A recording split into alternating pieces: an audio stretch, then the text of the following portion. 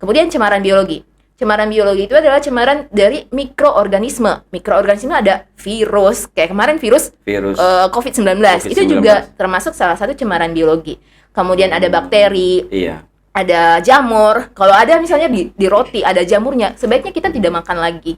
Karena itu sudah tercemar dari cemaran biologi. Bahan makanan yang mentah dan yang matang. Jadi kan kadang-kadang ya masyarakat Indonesia ya sering sekali, bukan kadang-kadang sering. Jadi kalau ada makanan yang sudah matang, disatukan dengan makanan yang mentah. Disatukan dalam lemari kulkas ya. Biasanya kayak gitu. Sayur yang mentah disatukan dengan sayur yang matang, ditempatkan di tray yang sama. Padahal itu salah. Harusnya bahan.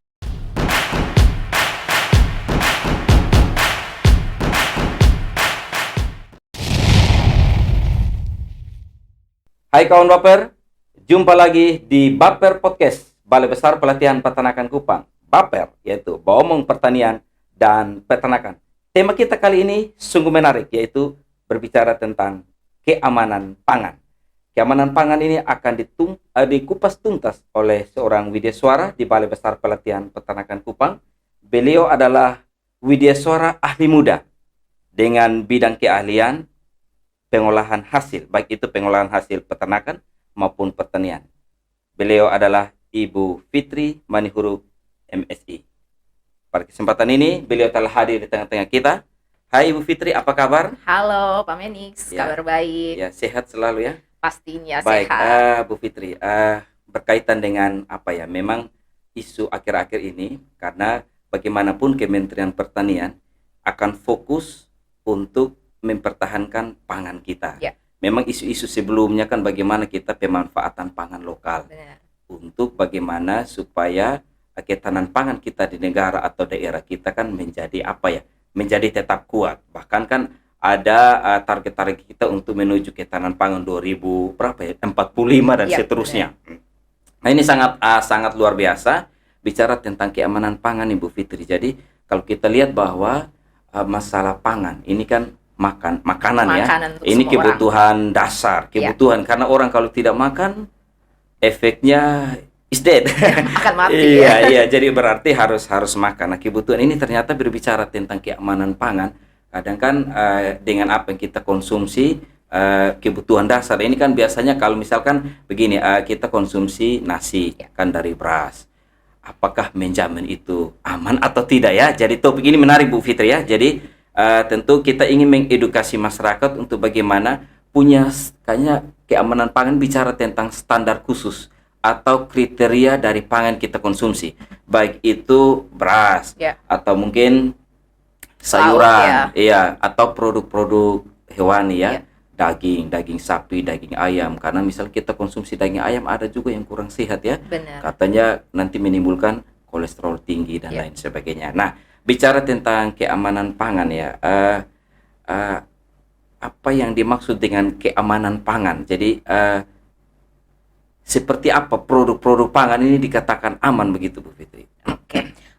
Sebelum kita membahas tentang keamanan pangan, sebenarnya kan kita Kementerian Pertanian itu sedang berupaya untuk menghasilkan ketahanan pangan seperti yang Pak Menix sebutkan tadi ya.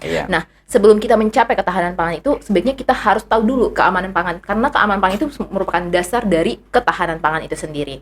Nah, keamanan pangan itu adalah suatu upaya dan kondisi di mana kita untuk mengupayakan pangan itu terbebas dari atau tidak terkena kontaminasi. Kontaminasi itu ada kontaminasi biologi, ada kontaminasi kimia, kontaminasi fisik itu kontaminasi fisik yang dapat mengurangi kualitas dari makanan tersebut. Nah, selain menghindari kontaminasi itu juga pangan itu juga tidak terpengaruh pada kesehatan manusia juga saat dimakan. Nah, itu disebut dengan keamanan pangan. Perlunya keamanan pangan supaya kita juga waktu memakannya sehat. Kita makan kan untuk sehat, bukan kita makan untuk sakit, begitu Pak. Baik, jadi Bu Fitri berkaitan dengan pangan nih, karena kebetulan kita di Kementerian Pertanian ya. Benar. Selain Balai Besar Pelatihan Peternakan, kita bergerak di peternakan, tapi dari Kementerian kita juga kadang kan bertugas atau mengontrol, pantau di lapangan berkaitan dengan produk-produk pertanian yang ada di lapangan. Karena katanya begini Bu Fitri, sekarang ini kan isunya, apalagi barusan saja ada program dari Puslatan untuk bagaimana petani muda keren itu mereka diterjunkan ke lapangan untuk bagaimana mengedukasi masyarakat isu berkembang itu kan kayak smart farming. Yeah. Kemudian produk-produk pangan itu kalau bisa organik. Yeah, jadi mengurangi penggunaan pupuk bahan kimia, pupuk urea dan lain sebagainya. Jadi mau dibilang pupuk organik dari kotoran ternak dan lain sebagainya dimanfaatkan supaya aman dikonsumsi. Karena kalau Bu Fitri, kalau kita lihat misalkan padi saja, kalau banyak urea itu kan punya pengaruh terhadap kita yang konsumsi. Benar apalagi sekali. Sayuran ya, apalagi yang lain-lain. Iya, sampai sapi pun kalau bisa jangan mengkonsumsi rumput yang ada bahan kimia ureanya. Nah, ini luar biasa. Nah, tadi kan Bu Fitri sampaikan ternyata pangan kita mungkin tercemar dengan apa? Cemaran kimia, biologis. Nah, itu maksud seperti apa? Karena supaya kita bisa bedakan yang dimaksud pangan tercemar secara biologi, kimia, fisik, maksud supaya kita bisa ada istilah mencegah lebih baik daripada mengobati. Iya benar. Benar. Kalau salah satu yang pertama dulu kita mau bahas tentang cemaran kimia yang seperti Pak Menik tadi sebutkan bahwa ada bahan-bahan kimia terhadap pada pangan seperti pada padi. Ada bahan kimia yang ditambahkan urea begitu. Sapi yang memakan rumput yang di dalam rumput tersebut sudah ditambahkan dengan menggunakan pupuk urea di rumput tersebut. Otomatis sapi tersebut juga akan makan bahan-bahan kimia secara tidak langsung ya kan? Nah, cemaran kimia itu salah satunya adalah bahan-bahan kimia yang ditambahkan ke dalam pangan tersebut, baik langsung maupun tidak langsung. Nah, langsung itu misalnya waktu kita mengolah misalnya bakso atau mengolah olahan lainnya, kita tambahkan bahan tambahan makanan. Tapi ada bahan tambahan makanan yang ditambahkan melebihi dari standar yang ditetapkan oleh Badan Pengawas Obat dan Makanan. Itu salah satunya contohnya. Yang langsung. Nah, kalau yang tidak langsung seperti tadi, sapi yang makan rumput yang sudah tercemar pupuk urea kayak gitu. Itu salah satunya. Itu cemaran kimia yang dapat mempengaruhi dari kondisi tubuh kita. Apabila terlalu banyak bahan-bahan kimia dalam kondisi tubuh kita, berarti nanti akan menimbulkan penyakit yang berkelanjutan berikutnya. Itu salah satu cemaran kimia. Kemudian cemaran biologi. Cemaran biologi itu adalah cemaran dari mikroorganisme. Mikroorganisme ada virus, kayak kemarin virus COVID-19. Itu juga termasuk salah satu cemaran biologi. Kemudian ada bakteri. Ada jamur. Kalau ada misalnya di roti ada jamurnya, sebaiknya kita tidak makan lagi karena itu sudah tercemar dari cemaran biologi. Kemudian ada cemaran fisik. Cemaran fisik ini banyak. Saat kita mengolah makanan, bisa kita lihat secara langsung. Bisa kita lihat secara langsung maupun tidak langsung. Cemaran fisik banyak. Kalau misalnya kita mengolah, tapi kemudian ada rambut yang terselip di dalam olahan makanan kita. Nah, itu salah satu adalah cemaran fisik, benda-benda asing yang ada masuk ke dalam. Salah satu rambut. Kemudian batu, kerikil, itu biasanya kan ada di dalam makanan. Misalnya beras nih, keikut ya batu kecil itu termasuk adalah cemaran fisiknya. Jadi banyak sekali cemaran-cemaran yang ada dalam pangan. Sebaiknya kita mencegah itu. Baik, Bu Fitri, jadi ternyata ini kalau kita lihat kan mungkin hal-hal yang sederhana ya, seringkali kan memang diabaikan nih ya. Tapi pada kesempatan ini benar-benar kalau kita menerapkan mau pangan yang kita konsumsi aman, kita harus antisipasi dari cemaran biologis, kimia, dan fisik. Ya, nah ini karena misalkan kita makan daging sapi ya, contoh ya daging sapi, terkadang kan mungkin kalau penanganan mulai dari RPH, kemudian lain sebagainya, kadang kayak begini Bu Fitri, misalkan daging itu kan misalkan digantung, kan kadang ada yang lalat datang, kemudian lalat mungkin ada juga yang menggunakan apa sehingga tidak boleh ada lalat, ini kan menghindari. Tapi kadang kan di masyarakat pada umumnya kan kadang-kadang penanganan itu sulit. Kalau yang secara tradisional, kalau sudah ada di toko-toko modern, kayaknya sudah dikemasan daging-daging beku dan lain sebagainya. Nah, Bu Fitri, mungkin bagaimana kita bisa penerapan keamanan pangan ini, bagaimana cara harus diterapkannya seperti apa supaya kawan baper kita bisa memahami tentang bagaimana keamanan pangan, penanganan awal dan lain sebagainya seperti apa? Sebenarnya penerapan keamanan pangan ini bukan hanya tanggung jawab satu orang saja, bukan tanggung jawab produsen saja, bukan tanggung jawab konsumen saja gitu. Tapi tanggung jawab seluruh masyarakat dan pemerintah. Nah, pemerintah ini bertanggung jawab untuk memastikan bahwa pangan itu aman dengan cara pengawasan. Kemudian pemerintah juga harus melakukan membuat kebijakan-kebijakan tentang keamanan pangan tersebut kayak gitu. Itu tugas dari pemerintah. Kemudian tugas dari masyarakat ini ada dua, masyarakat sebagai produsen dan masyarakat sebagai konsumen. Nah, Kalau masyarakat sebagai produsen berarti dia mengolah makanan kan. Berarti saat mengolah makanan dia harus menerapkan cara produksi pangan olahan yang baik atau disebut dengan CPPOB. Singkatan dari CPPOB. Jadi produsen ini harus memastikan bahwa pangan yang diolah itu sehat, aman, menggunakan alat-alat yang bersih, menggunakan bahan-bahan yang aman juga buat konsumsi masyarakat. Kemudian untuk konsumen juga bertanggung jawab. Bukan berarti bahwa konsumen sudah diberikan makanan langsung makan gitu, itu juga tidak baik. Jadi konsumen juga bertanggung jawab. Konsumen tanggung jawabnya di keamanan pangan itu saat konsumen sebelum membeli makanan itu mengecek dulu. Cek dulu komposisi dari makanan itu apa. Apakah ada bahan kimia yang dilarang oleh Badan POM? Apabila ada bahan kimia yang dilarang oleh Badan POM, maka masyarakat itu bisa melaporkan langsung ke Badan POM. Komplain langsung ke pemerintah. Nah, itulah tugas pemerintah untuk mengawasi nanti. Nah, apabila misalnya bahan makanan tersebut ternyata sudah kadaluarsa, maka konsumen bisa menghubungi langsung layanan konsumen yang ada di label-label makanan yang ada di yang akan dibeli oleh konsumen tersebut. Jadi semuanya punya peran masing-masing, baik itu pemerintah, produsen dan konsumen. Jadi saat kita mau menerapkan bahan makanan itu benar-benar dari awal sampai akhirnya gitu. Dari kita mau dari farm tuh table dari makanan itu belum ada sebelum dijadikan sampai dia dikonsumsi oleh masyarakat gitu. Ya. Berarti perlu ada sinergisitas kerjasama, koordinasi, dan memang ini mungkin kita perlu suarakan ya, karena memang khusus Badan POM ya. Badan POM. Iya, POM itu memang harus, mungkin mereka sudah punya jadwal, ada SOP-nya ya, mengontrol bahan makanan, karena memang kalau misalkan tidak kontrol masyarakat makan atau dengan pangan yang tidak aman, ini kan bisa juga merugikan masyarakat secara menyeluruh. Nah, karena itu ini mungkin kita masuk kepada penerapan yang lebih spesifik ya. Bagaimana cara menerapkan keamanan pangan yang bisa dapat dilaksanakan oleh masyarakat.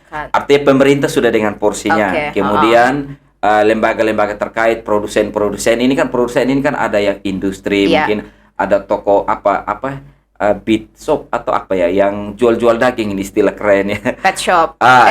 Kok pet shop sih? Meat shop. Itu lagi kayak Honda.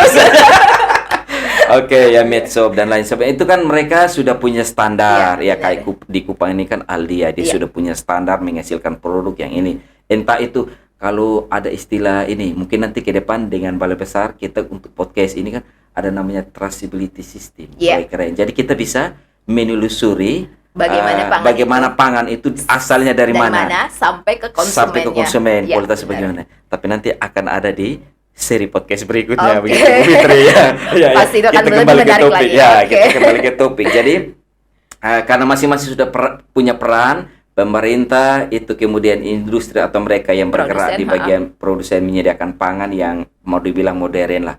Nah, kalau misalkan penerapan mungkin juga khususnya yang bisa di masyarakat seperti apa yang tadi digambarkan, mungkin tahapan-tahapan apa yang bisa dilakukan menurut keamanan pangan menurut WHO, mungkin antara lain beberapa, sehingga ini menjadi pesan-pesan bagi kawan baper saat ini ya. Kalau bukan sekarang kita terapkan kapan lagi? Kalau bukan kita ini ya, generasi ini kapan lagi? Karena ini untuk menyelamatkan generasi sekarang bahkan generasi yang akan datang ya. Nah, yang Pak Menes tanyakan bagaimana cara menerapkan keamanan pangan tersebut ya. Sebenarnya sudah ada standar yang ditetapkan oleh WHO. Selain WHO juga BPOM juga menetapkan punya standar. Standar tersebut. Nah, standarnya itu ada 5 standar yang harus dilaksanakan untuk menerapkan keamanan pangan tersebut. Yang pertama itu kita harus memastikan bahwa bahan pangan itu adalah, kita harus memastikan kita kondisinya bersih sebelum semua memegang produk pangan pangan baik bersih. Daging, mungkin beras atau sayuran semua bersih. Selain produk pangan itu bersih, kita juga harus bersih saat sebelum memegang bahan makanan tersebut. Jadi kita harus mencuci tangan. Kalau misalnya sebelum makan kan kita harus mencuci tangan. Karena kalau kita lihat dari kejadian yang kemarin kalau COVID-19 sebenarnya dari tangan kita juga menular kan virusnya, bakterinya itu sebenarnya ada di dalam tangan kita. Nah, sebaiknya kita mencuci tangan. Apabila kita sakit misalnya, sebaiknya menggunakan masker sebelum mengolah makanan. Gitu. Kalau misalnya tidak bisa ya jangan dipaksakan untuk mengolah makanan. Karena itu virus yang ada di penyakit virus yang kita bawa itu kan bisa saja tertular ke bahan makanan yang akan kita olah dan konsumsi. Baik begitu. yang mentah maupun Baik sudah yang diolah. mentah dan yang diolah. Itu yang pertama. Iya. Itu harus menjaga kebersihan. Iya. Yang kedua itu memisahkan bahan makanan yang mentah dan yang matang. Jadi kan kadang-kadang ya masyarakat Indonesia ya sering sekali, bukan kadang-kadang sering. Jadi kalau ada makanan yang sudah matang, disatukan dengan makanan yang mentah. Disatukan dalam lemari kulkas ya. Biasanya kayak gitu.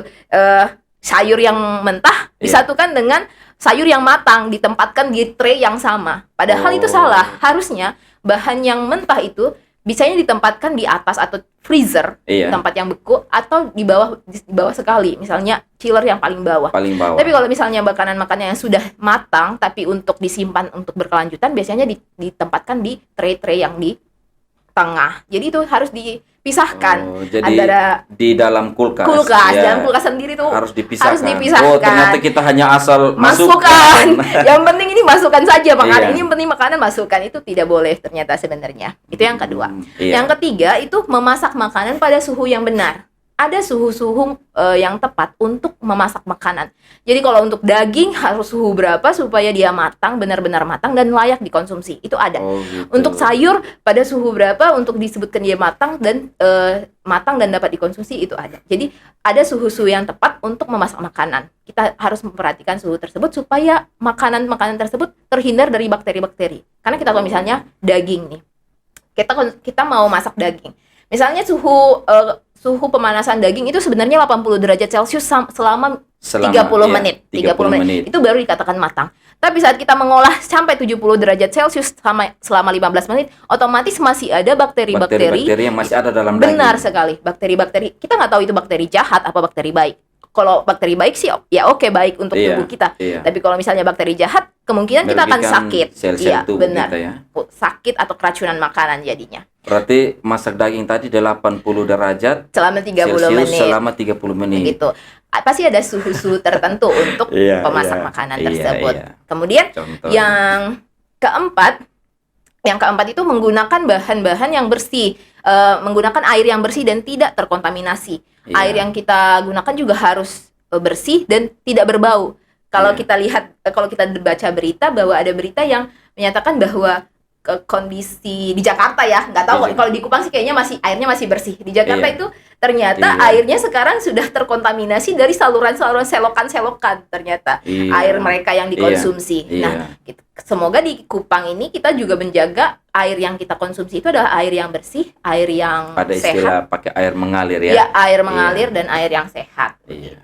Begitu toh. Iya, baik. Jadi terima kasih Bu Fitri. Ternyata kalau ketika kita bincang-bincang berkaitan keamanan pangan ya, ternyata COVID-19 itu sudah memberikan sebuah edukasi bagi kita. Karena mungkin sebelumnya kan kita mengabaikan kaitan dengan kebersihan, mencuci tangan, pakai masker, kemudian memisahkan makanan. Ternyata ini kan dengan COVID-19 ternyata itu berdampak pada bagaimana kita juga menjaga pangan yang kita konsumsi supaya bersih dan sehat. Dan ini sangat luar biasa Bu Fitri. Jadi mudah-mudahan kita ingin supaya dengan kita berbincang-bincang berkaitan dengan keamanan pangan, intinya kita kan ingin supaya tubuh kita sehat. Karena begini, seiring berjalan waktu, kalau kita suatu saat mungkin sudah tua ya, mumpung sekarang masih muda ya. Suatu saat kalau sudah tua, mungkin usia pensiun 58 atau 60 dan seterusnya, kan biasa fisik menurun. Benar. Ya, tidak kuat, cepat capek. Itu kan sangat dipengaruhi oleh pangan kita konsumsi. Yang dari awal. Iya, dari awal. Jadi memang kita harus mencegahnya ya. Akhirnya kita harus detek ini mana beras yang mengandung urea tinggi. Benar. Karena di lapangan begitu. Bahkan ada ini ya, sebelum kita akhir Bu Fitri ya, ada sebuah pengalaman seperti ini. Kadang misalkan dia semprot tanaman ya dengan bahan kimia. Dia semprot belum terlalu lama, sudah dipanen, jual ke pasar. Dia tidak langsung konsumsi, dia bilang saya tidak mau makan, tapi dia jual di pasar. Ini kadang-kadang berbahaya. Nah, itu memang realita di lapangan, tapi kita tidak menyalahkan si A, si B. Tapi tentu itu tadi dari produsen konsumen kita saling menjaga nih. Benar. Jadi dari apa ya, Baper Podcast ini dengan Balai Besar, kita juga ingin supaya memberikan sebuah pesan kepada masyarakat, mari kita sama-sama jaga. Baik yang produsen, kemudian juga konsumen, biar kita sama-sama sehat, kita umur panjang, ya kan? Dan kita diberikan kesehatan. Baik, Bu Fitri, sebelum kita mengakhiri, tentu bincang-bincang kita saat ini kan sangat berarti lah bagi masyarakat Indonesia secara menyeluruh, secara menyeluruh tentang betapa pentingnya keamanan pangan. Nah, dibutuhkan sebuah statement sebagai closing statement dalam bincang-bincang kita kaitan dengan keamanan pangan. Silakan, Bu Fitri. Baik, closing statementnya, keamanan pangan, masyarakat sehat, ketahanan pangan tercapai. Baik, terima kasih Bu Fitri ya. Kawan Baper, demikianlah bincang-bincang kita bahasan kaitan dengan keamanan pangan untuk seluruh pangan yang kita konsumsi apapun. Dan itu sangat berpengaruh berkaitan dengan bagaimana pemerintah, bagaimana produsen, konsumen, industri dan lain sebagainya, sama-sama kita bergandengan tangan menjaga keamanan pangan kita. Demikianlah podcast kita pada hari ini. Sekali lagi kami menyampaikan terima kasih untuk kawan Baper di mana saja yang selalu mengikuti Baper Podcast Balai Besar Pelatihan Peternakan Kupang. Jangan lupa like, komen, dan subscribe di BPP Kupang Media. Kawan Baper, mari terus ikuti Baper Podcast untuk seri atau edisi berikutnya dengan tema-tema berkaitan dengan pertanian dan peternakan. Sampai jumpa di Baper Podcast berikutnya. Sekian dan terima kasih. Salam sehat dan tetap semangat untuk kita semua.